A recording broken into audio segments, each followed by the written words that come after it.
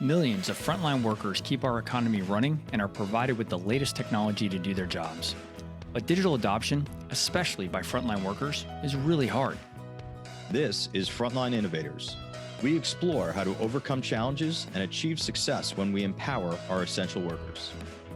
I'm Justin Lake. And I'm Gene Signorini. Together, we speak with experts who are leading the way and driving digital transformation to the front line. This podcast is sponsored by Skillful, on a mission to help frontline workers learn and use the technology needed to succeed in their jobs.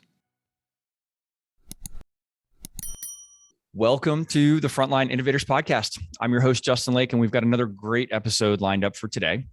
Today's guest is a change and transformation senior manager at Kao Corporation.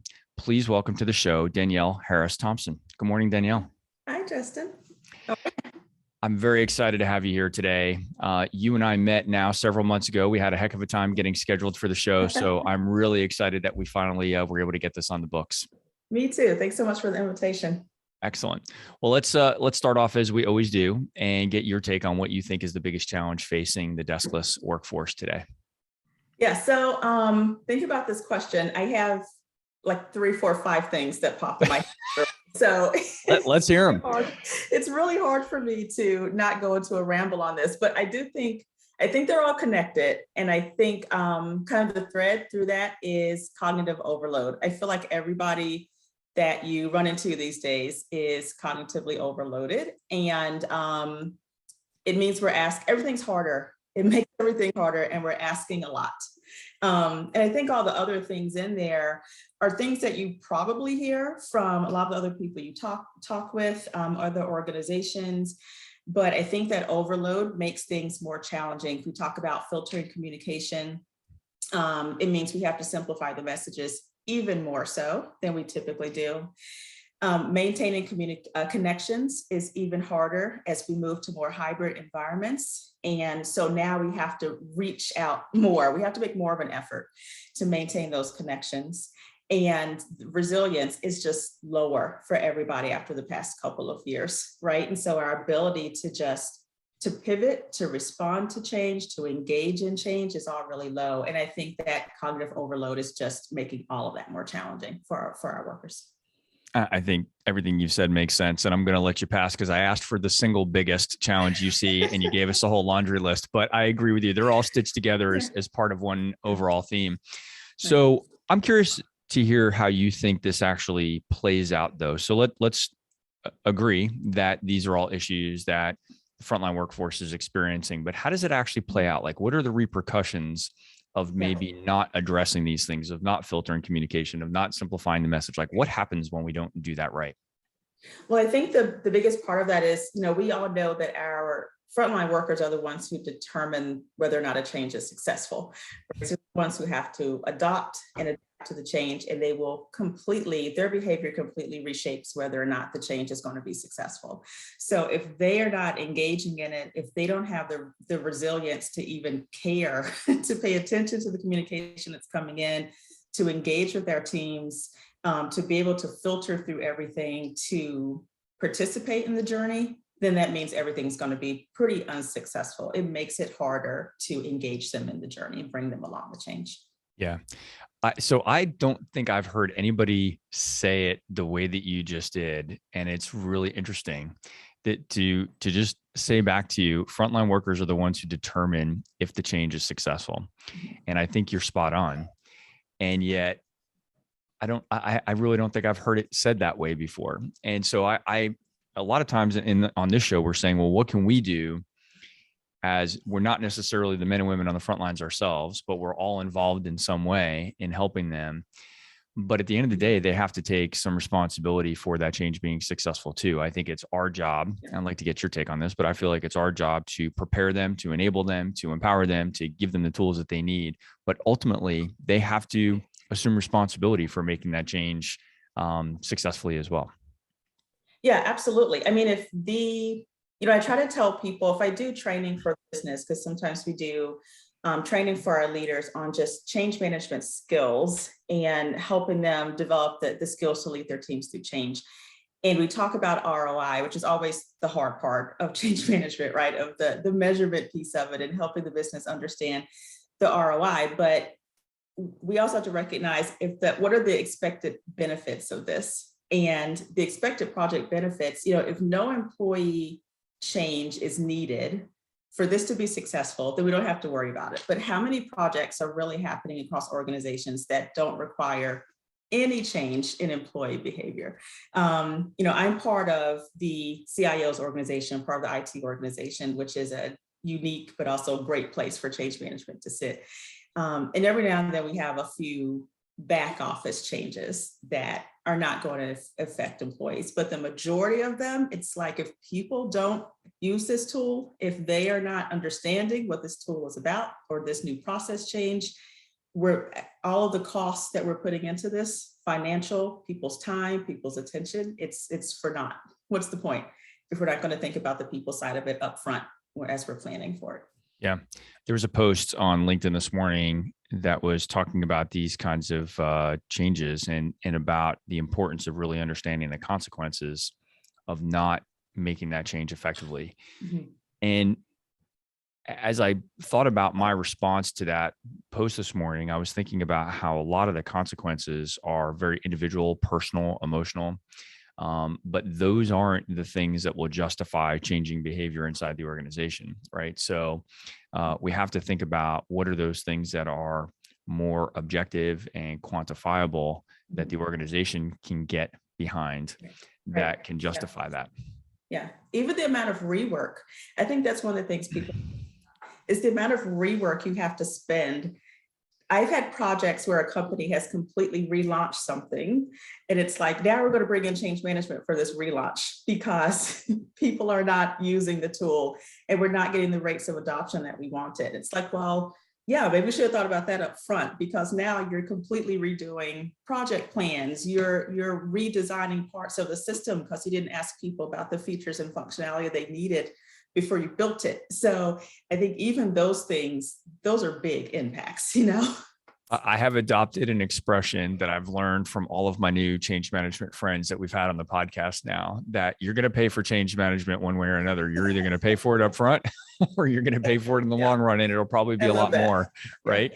And I think that's fantastic. So it's going to happen, or you're going to be unsuccessful, right? Or the project will fail, and you'll look at it and you'll probably blame the software vendor and you'll blame a bunch of other things that truly weren't impactful, but they're easy to point your finger at. Oh, well, the software wasn't easy enough to use, or the integration didn't work right, or a whole bunch of other excuses that will come up. When in reality, if we really track that back to the root cause, in more cases than not, we'll find that the people side of that change was not handled well, right? Mm-hmm. Yeah. And you're right. It's interesting to say, well, we can come back and do the rework. The other area of rework, and this is where I actually thought you were going, this is where we hear a lot of our clients in my day job at Skillful talking about when people aren't using the technology right, particularly with frontline workers, because one of the things that's unique to them is that when mistakes are made by the men and women in the front line, they often have to go back and now keep doing their job, right? They have to make another delivery. They have to make another field service call. They have to serve another client.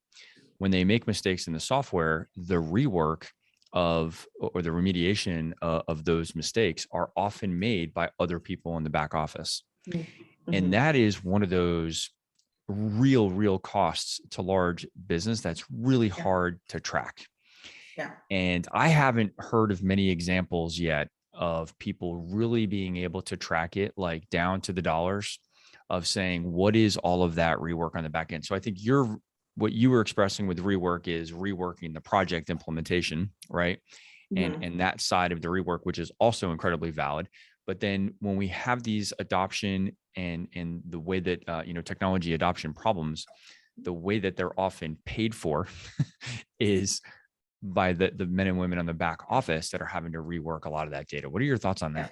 I totally agree. Totally agree with you. And I think, now we're pulling more people off work, right? Yeah. So much work was done up front to try to minimize the impact of how many people were pulling off the job. But now we have to clean up crew on the back end who are going to help fix everything. And there's also the impact of the trust that everyone's lost in the system and the process now. So there's also part of I love the, pay for change management now, pay for it later, because when you pay for it later, it will be more, because not only are we helping you implement this, but we're also cleaning up the problems. We have to rebuild trust in this system that we didn't have to do in the beginning. Yeah. And we have, even some of those issues, we're dealing with some of those things on programs with ourselves now, within our organization now, that we really are trying to do a bit of a relaunch. And there is a trust piece there for members of our sales organization on, okay, we have to step back and help you understand why this tool is helpful for you. It's not competition. It's not, what is the strategic component for you? And it's significant. Yeah, I totally agree with you, Justin. I don't think people think about how much due diligence needs to be done on the people side before projects get started. Yeah, right up until everything hits the fan, and then everything becomes a little bit more obvious that it's not going right. Exactly. Yeah. All right. So I let us go too far down the path of starting to get into, giving our audience some real ways to think about change initiatives going on in their organization. Let's take a step back and introduce you to our audience and let them know who they're hearing from today. So give us a little bit about your background and the journey that's led to you ending up at Kao Corporation. Yeah. So I feel like I'm in this minority of people who went into change management intentionally. On purpose? All right. You may be the first, right, on the show. I always say people didn't grow up wanting to be change management professionals, but maybe you did. From a wee lad, I wanted to got that far back, but I did study organization development and change management. It's what I got my master's degree in.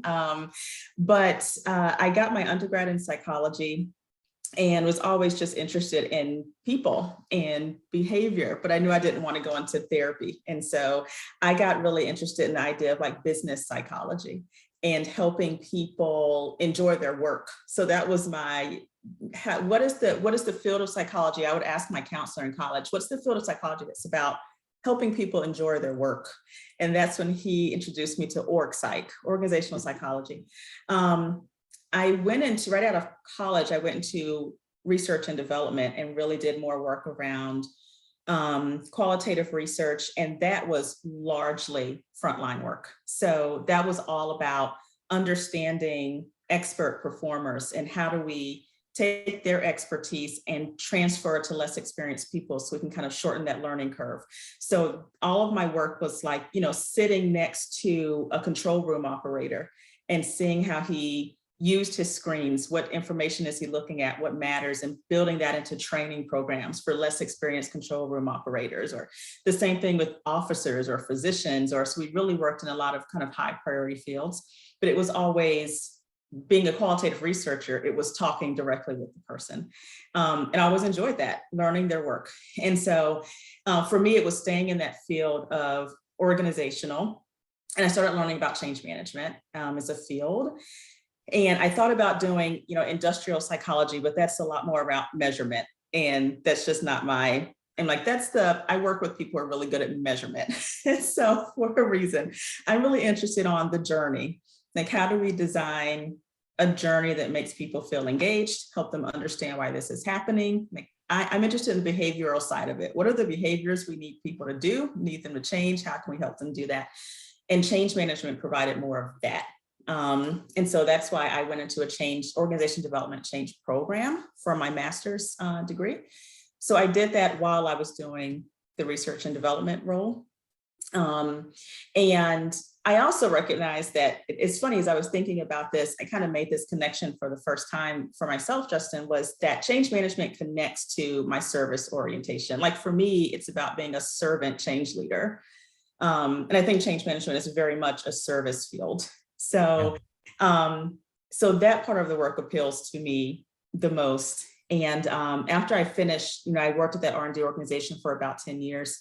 And then I went to a consulting firm and worked as an external consultant in change management for about 9 years in that consulting firm, leading the practice around change management and moving more from, in the research organization, it was more government and Department of Defense, and moved more to commercial. organizations. And I was there for about 9 years and then moved to this internal role at Kao, where I lead the global change management. And so, I tell people I either left the dark side or went to it, depending about consulting. It's my first time being internal. So after 20 years of consulting, I decided to go internal. Well, let's touch on that for a second. What's something that's different for you as an insider now versus being an external consultant working in other organizations? I think one part of it is just like the level of depth you can go within the organization and seeing so many more, I think, connections and ripples of the projects that you don't always get to see as a consultant. And particularly being in a global organization, the way one project impacts many departments, many roles across our different locations and regions. And, the other part, always being a consultant, is once you go live and you're gone, you don't necessarily know what happens. Did the frontline workers get the benefit that we hoped they did? Or is it improving their work? Are they building on it? So you don't really get to see that and get to be part of the continuation. So that was definitely one thing one reason I wanted to go internal, to be able to stay more connected to the work going forward. Those are the two biggest.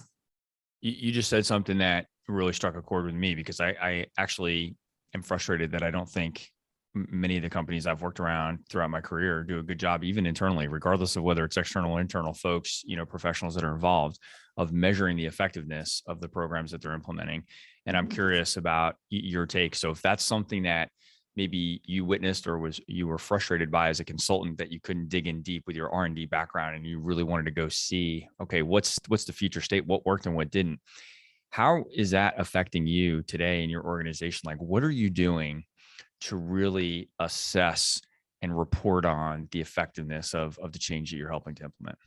Yeah, it's actually the priority focus this year for our Center of Excellence is adoption and sustainment. Not only for our change Center of Excellence, but our entire kind of department and organization is making sure the things we're rolling out are being adopted. So we're building out a very formal program to get more specific around the adoption measures and the follow-up with the business. And I think one of the key things around adoption and sustainment is that it has to be a partnership, and having the business be part of the plan for adoption and sustainment. I think we get so focused on the project itself and getting to go live, and then we go live and everyone's like, next project. And there are no owners after go live, because the project is being done by vendors and partners often, and then it ends and we don't know who in the business owns any of this stuff. And so, part of what we're doing is upfront, before we kick off a project, we're trying to get more formal about saying, hey, who from the business owns XYZ? Because when we have the kickoff meeting, we're gonna say, Justin, you're leading, you're in charge of business process documentation after go live, right? So we're trying to get. Yeah, but Danielle, we're still just in the project phase. This isn't my job yet. Hey, in 6 months when we go live, it's going to be your job. So we have 6 months to get you ready. And that's part of it, right? If we have the conversations early, then through the course of the project, we should be, the people that we said are going to be owning things, they should be part of testing. They should be part of training. They should be part of process definition. So when we go live, they're ready to roll. So that's one part of what we're trying to do. We're also developing more formal 60, 90, 1-year checkpoints with the business, and defining what specifically are going to check in at each of those points. 60 days post go live. Hey, what's the feedback we're getting from your change champions? Because we do try to have change networks as part of most of our strategic projects and more of our projects if possible. So continue to get feedback from our change champions. What are we hearing? Do we have adopters? Do we have people who are having issues and concerns? At 90 days, let's talk about KPIs. If there are things we need to pull from the help desk, is the help desk getting a lot of tickets on things we need to follow up on? That will be our 90-day. A year later, did we achieve the business KPIs? Are we seeing what we expect to see? So this is the plan we're working on and hoping to get rolling here pretty soon. We're starting with some of those checkpoints. We're starting with surveys at go live that are specifically about change management, that are at the end of the project. Hey, here was your change management lead. Did you get what you needed from change management? are your people ready for the adoption? Do you need anything else from the people readiness standpoint? Because we're also going to step back from this. We're trying to get the business to also understand we don't own this in perpetuity. Our change management, we're here to do some things and we're here to enable some things. And the things that we're here to enable, you now own. So we did the things we came to do, the communication, the training, the adoption readiness, and the things that we were here to enable, you now own them. So Godspeed, but let us know if you're good. So yeah. That is absolutely amazing. This last few minutes of what you just explained with this plan that you're implementing now, I think is like a clinic on how to think about this the right way. And whether it should be 60, 90 and 1 day checkpoints and that kind of stuff, that's going to be up to the organization and what makes sense for the project and your organization. But what you just described is missing in probably like 90% of the enterprise technology projects I've seen implemented.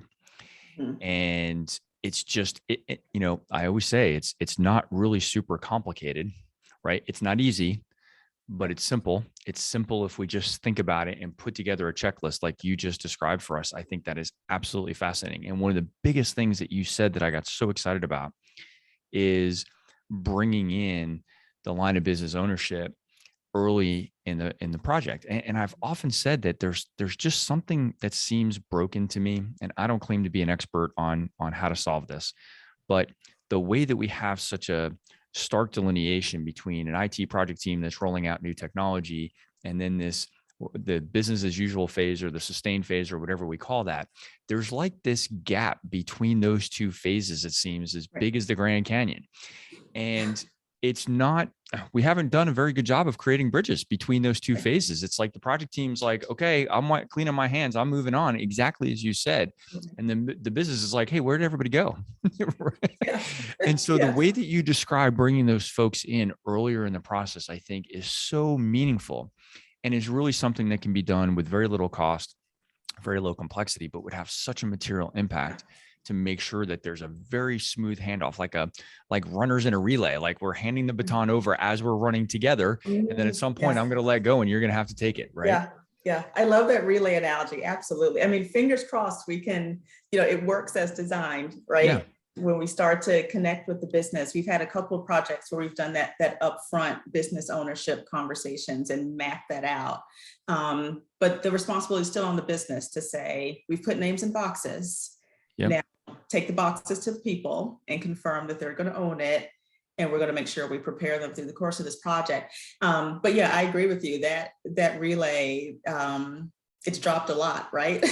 Yeah, it really is. Well, I feel like what's missing in my observations is that there's even a proactive plan to say, hey, at some point, the first runner has to hand this baton off to the second runner. Like it just doesn't seem like that conversation even really happens.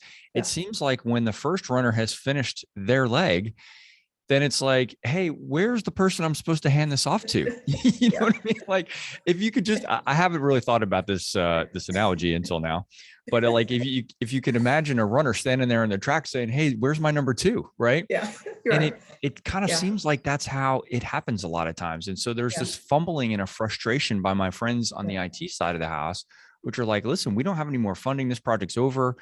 Our leadership is telling us we got to move on to 12 other things right now, but the business isn't picking it up. And I think just to get back to something you talked about earlier is the people that I think are most affected by that are the men and women on the front lines. Absolutely. So we can't hold them accountable. So this is something you said right out of the gate. Frontline workers are the ones who determine if the change is successful, but we're doing them a disservice if we have this dysfunction in the organization where we're not preparing and allowing them to be successful, because we all, whether we're in IT or in line of business leadership, we all have a responsibility to support them organizationally. And if we're not doing our part, then we can't hold them accountable to that success. Yeah, 200%. Totally agree with you. I think that we, on the frontline side of it, we shorten their runway to adopt change. I think we forget that the leaders who are deciding on what change is going to happen have gone through the change journey. As the decisions are being made, they've already gone through that whole cycle of the change journey. and then we roll it out and we want to shorten the change journey. We want them to come along and get their, for the employees. And, that gets shortened, and we're not supporting them. We're not giving them the same amount of time to be supported, to be ready. And when things don't work well, it all falls on them to, to your earlier point, to adjust, to fix, to go back and do the rework, to do workarounds, to keep doing their work, because just because the tools don't work, the job doesn't stop. Right. So while people are still going back and fixing the tools, the work has to keep going. And yes. The IT employees, those are frontline workers too, right? I mean, they're not deskless workers, but they also have to go back, and if we don't have those conversations and that partnership with the business, they are also going back and doing work that the business should own. Right. And so we absolutely have to have those handoffs between the IT organization, the business owners, our frontline workers, so everyone is ready for their handoff when it's their turn. So they're not over the concession stand when we're Exactly. Looking for that handoff. I think you and I are going to be searching stock photography after today to look for a picture of somebody handing off a baton. So we can put it in a PowerPoint. Yeah. Well, so you just reminded me of something else. One of our colleagues and the co-host of this show, Gene, wrote an article, a blog post. This is going back a few years ago now, and it was titled something along the lines of marriage counseling for IT in the business, or something along those lines, right? And we really felt at times as outside consultants to our customers that sometimes we found ourselves in this role. And I can remember a specific example when we were sitting in the room and we had the VP of the business and we had the VP of IT squared off on opposite sides of the table. And we were in there as consultants, kind of talking them through some of these initiatives that they were going through. And it was kind of like this dramatic standoff, because IT didn't have resources to support the business any longer, and the business didn't have resources, but they were already midway through this change. And it was way, way too late in the process for this conversation to be happening. Right. Yeah. And so, of course, as always, we, kind of rob Peter to pay Paul kind of thing, like we're moving resources around so that somebody can go and fill the gap. But that scenario could have been avoided, and it could have been so much more streamlined had those things been talked through at the beginning of the project. Mm-hmm. And I said something recently. I was fortunate to have a speaking opportunity recently where I was talking to some folks, and these words came out of my mouth that I hadn't said before, but it was, if you don't have the time and resources to invest in change management at the onset of the project, you should not do the project. Because to do it anyway is to set yourself up on a path for failure. And those words kind of slipped out of my mouth, where I hadn't really thought much about what I was saying at that moment, but I've actually come to realize I really believe it to be true. Mm-hmm. You are setting yourself and the organization, and especially the men and women on the front lines, up to fail or to be incredibly frustrated. And ultimately, you're not going to reach your objectives anyway. Yeah. If you don't put some of this planning in place. And I've even said this to customers, we have a business called Skillful, where we have some tooling that can help solve some of this. But I've even said to my customers, if you just implement Skillful as if it's some kind of silver bullet, and you don't wrap around it a solid communication and change management plan, then it's just going to be another piece of software that's going to fail in your environment, right? There's no sense in doing that. So what you're bringing to the table, I think, is such a well thought out, pragmatic approach. It won't be executed perfectly every time. I wouldn't expect that, but to have that structure in place is going to really set you up for success. Yeah. I hope so. And, and to your point around having, the business and IT at different sides of the table, and then the employees are right in the middle of that, right? Yes. They're saying, just either give us a new tool or make the old one work, or tell us what you want us to do. What are we doing? What does my world look like? Do you want me to do this thing, or do you not? Is it coming or is it not coming? Which is not, and that's not fair to them, because we're just introducing more instability into, right now, especially an environment that's already, when I talked about that cognitive overload at first, we're just adding to the overload that they're already trying to manage in their day-to-day. Exactly. You mentioned something before. You asked a question. You were talking about the surveys at Go Live, specifically around change management. and you posed the question, are your people ready for adoption? Mhm. And I'd love to explore. That's near and dear to us in our business at Skillful. And I'm curious to hear how you are solving for that today. How do you ensure that there's a level of readiness that's satisfactory? And do you set thresholds on what that readiness level should be before you actually greenlight a go live? Talk me through that a little bit. I mean, it's challenging, certainly, depending on the size of the project. And, I mentioned we try to have business champions associated, aligned with our project. So trying to have someone from each department.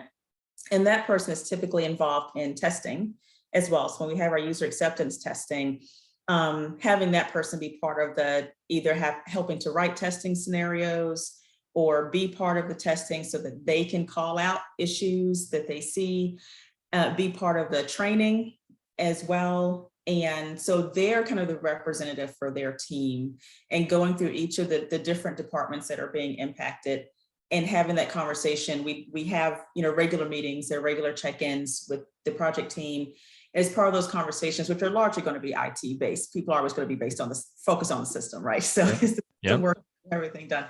But making sure part of that conversation is at least, hey, finance champion, are people good? Did everyone complete their training? Are you good on the testing?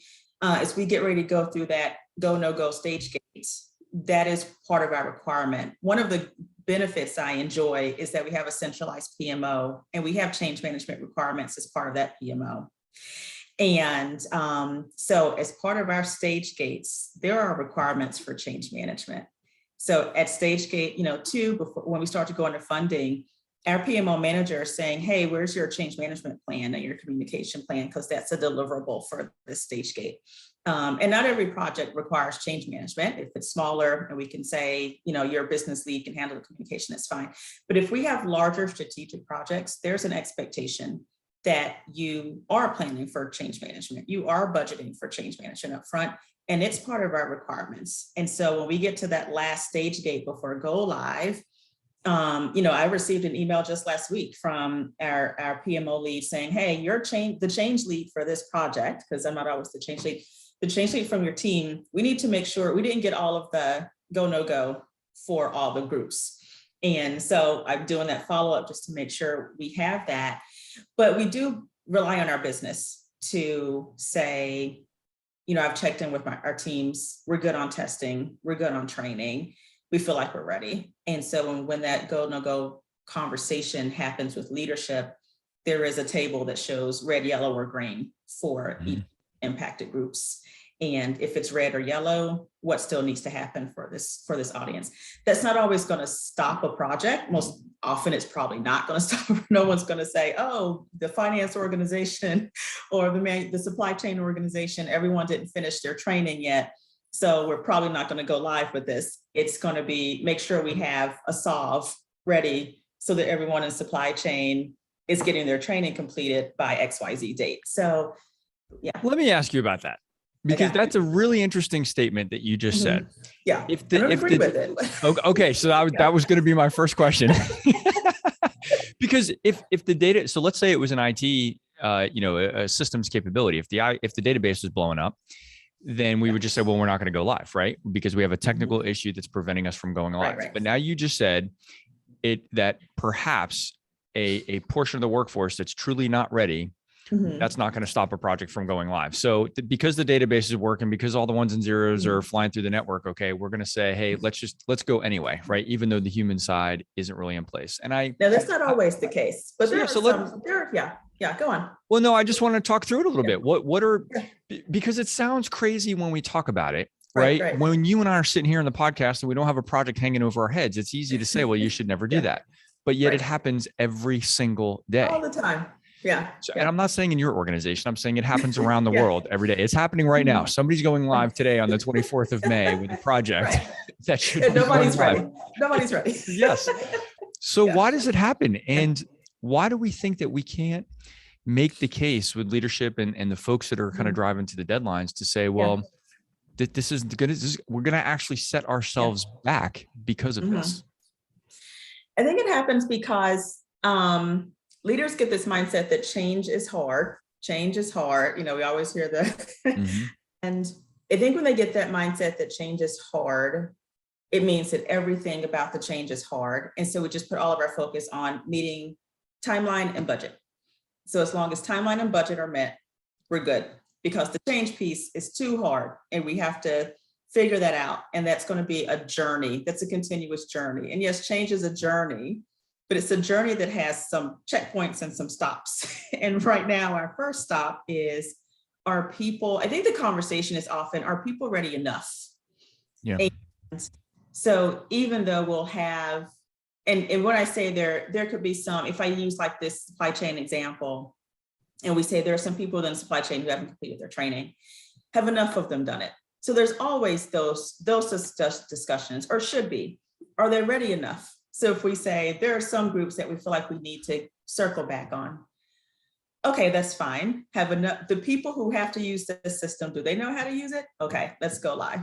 But are we at risk that, we're going to have to stop work because this is going to go live next week and somebody's not going to know how to push this through production? Then that's a problem. Right. So it definitely requires more conversation, but I do think it's that people get in the mindset of change is hard. And so let's focus on the tactical things we can do. Did we hit timeline and budget? We're good.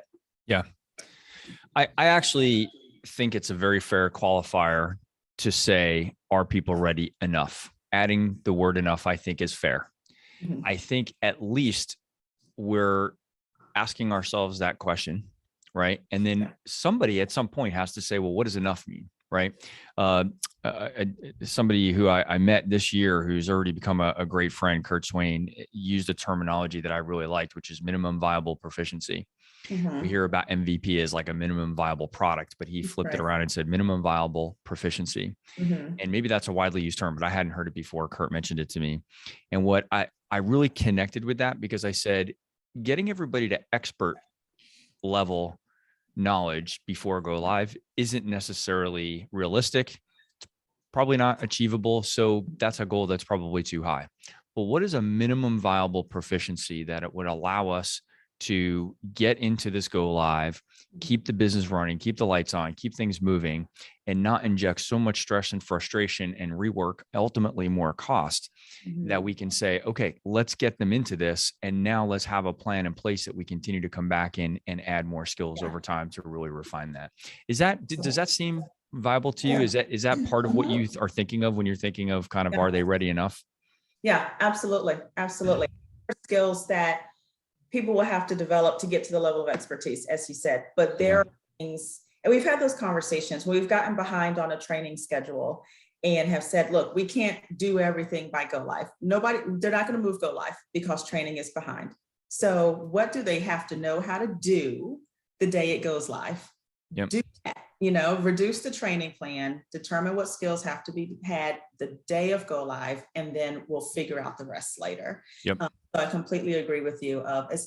We need to make sure people are ready when the switch flips on their new world. Yes. And to the other point about that we've talked about a lot is, if we go with the approach of minimum viable proficiency, we're accepting that there are some things that they won't know, that they may need to know, or might be good for them to know. So how do they go get that information when they need it on the fly, right? So now they're in the flow of their work. You've gone live on Monday the 1st as planned. Yeah. They do have that minimum viable proficiency, but there are a few things that come up that maybe are those edge cases, but they still need to have a place that they can go to get that information, right? And whatever method that is, we need to make sure that we're communicating to the men and women that are affected by this to say, if something comes up that we haven't gotten a chance to train you on yet, here's where you're going to go to get some help for that. Yeah, absolutely. Hopefully there are, business champions who've been part of the project and they can serve that role, or that's the place where your change champion stays involved through hypercare versus rolling off earlier. So yeah, absolutely. Want to have the backup plan ready. Yeah. I want to go back to your psychology background. We're already kind of running up on time here, but I didn't want to let this go. I have no background in psychology whatsoever, but I am fascinated by the study of it, particularly around organizational psychology. And I just wonder if there's something that you learned, and I'd love it if it was specific to frontline workers, that maybe the rest of us that don't have a background in psychology and haven't spent time doing R&D, is there something that comes to your mind as one of the biggest myths or misunderstandings that most of us have, that when you got to do some of the work that you were doing and spending time, as you talked about, really kind of watching them interact with the technology and the tooling that they were doing, did you come away with any insights that you think most of us just don't get?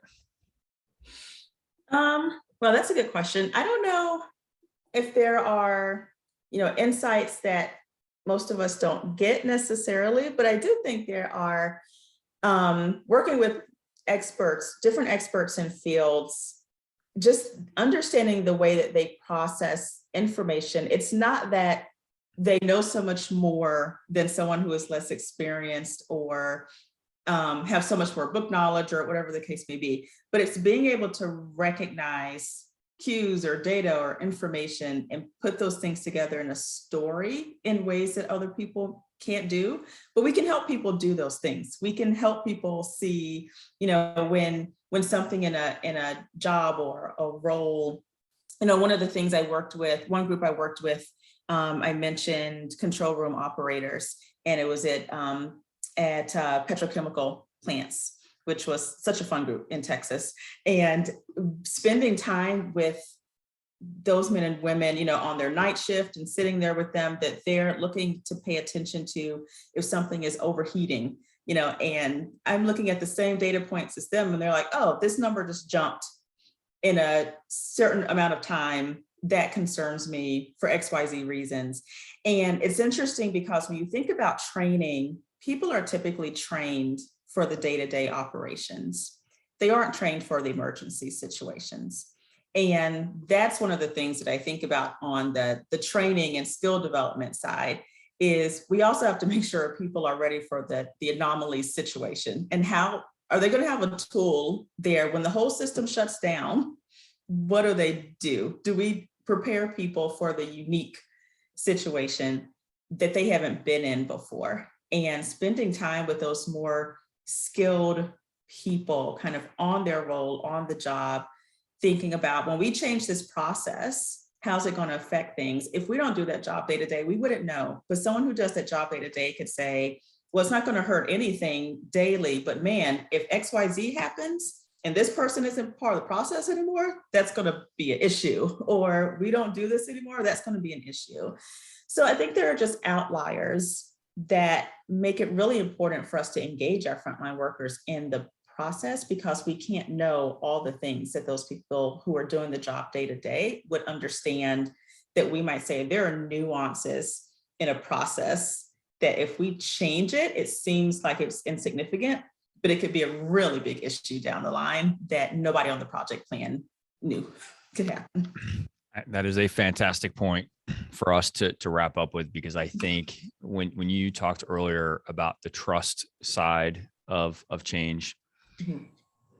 I think that is a way that we, kind of the folks from corporate that are implementing change maybe on the front lines, can really just blow that trust up when we come out and say, hey, we're going to implement this new thing. It's really not going to be that difficult, right? And we're minimizing all that nuance that they know about is in their mind when they're hearing and filtering all the things that we're saying, like, hey, we're just going to change this couple of screens in this application, and you're just going to do this, and you're just going to do that, and it's actually going to make your job easier, right? We're saying all those kinds of things, yeah. But in their mind, they have the luxury or the burden, depending on how you think of it, of knowing what they know, right? Mm-hmm. And so they're processing this through, saying, yeah, but what if this happens when we're trying to do this new thing? And I think that's just you started it off by saying just the cognitive overload of, we're trying to inject this change, and they've got to still, we want them to be experts in doing those things that they're experts at, right? So it's a lot of overload at one time. Yeah. Yeah. One of my former CEO used to say, hire great people and let them be great. And we need to stop getting in the way of people doing great work. So, yeah. And I don't think it happens intentionally, but there are, we can get better. And I think all the work that you're doing, the information you're sharing, is helping us get better at doing it. So. Yeah. Well, thank you for that. I hope we're having at least a little bit of an impact. It's really fun to have these conversations, and I really appreciate you taking the time today to share some of your insights. what you described earlier, I think, is just a clinic. We need to write that up as a checklist or something. I hope we're not sharing your confidential internal information from Kao Corporation, but it sounds like just a really good structure that I think a lot of our listeners on the show, and I know our team, could benefit from really just having some of those ideas that we can bring to new project implementations. And I think it really just boils down to, as we say all the time, it's not complex. It's actually fairly simple. It's not easy to implement because these are big ships that we're trying to turn and approach things in a new way. But with that checklist of things that you really put in place to kind of bridge the business and IT together and to have some proactive involvement from line of business in the earlier phases of a project, I think that can have just like an outsized impact for a relatively small investment of time and activity, right? Absolutely. Yeah. Excellent. All right. Well, we do need to wrap it up there. Danyele, thank you so very much for the time today. I hope our audience has found this conversation as enjoyable as I have. I'm quite certain that they will after hearing this episode. So please share and rate the podcast. 5-star ratings help ensure that it gets promoted to other professionals like you that are out innovating on the front lines. This podcast is sponsored by Skillful, the mobile digital adoption platform for deskless and frontline workers. Visit the website at skyllful.com. And we're always looking for new guests on the show. So if you know someone out there that's innovating on the front lines, we'd love to hear their story. Please reach out to me on LinkedIn and make an introduction or tell me who you are. And maybe we'll get you on the show very soon. Danyele, thanks again for your time today. Thank you.